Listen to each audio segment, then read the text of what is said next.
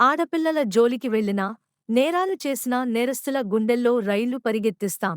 CM Chandrababu ఆడబిడ్డలపై అఘాయిత్యాలు చేసే వారిని ఎట్టి పరిస్థితుల్లోనూ వదిలిపెట్టం. రాష్ట్రంలో గంజాయి, డ్రగ్స్ విపరీతంగా పెరిగిపోయాయి. వీటిపై ప్రభుత్వం యుద్ధం చేస్తుంది. గంజాయి, డ్రగ్స్ నియంత్రణకు ఈగల్ ను ఏర్పాటు చేశాం ముఖ్యమంత్రి చంద్రబాబు నాయుడు. గుండెల్లో రైళ్లు పరిగెత్తిచ్చే విధంగా ఉంటాం.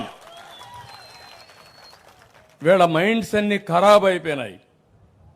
నేరాలు చేసి, ఘోరాలు చేసి, అకృత్యాలు చేసి మళ్ళా తప్పించుకుంటామనో 2 రోజులే కదా జైలు, మళ్ళా బయట వస్తామనుకుంటున్నారు. నేను ఒకటే హెచ్చరిస్తున్నా, ఈ ప్రభుత్వం జీరో టాలరెన్స్.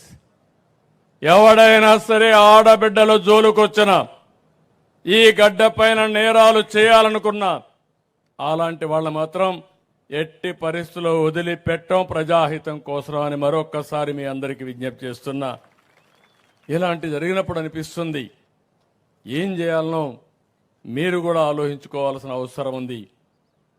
గంజాయి విపరీతంగా పెరిగింది, డ్రగ్స్ పెరిగాయి.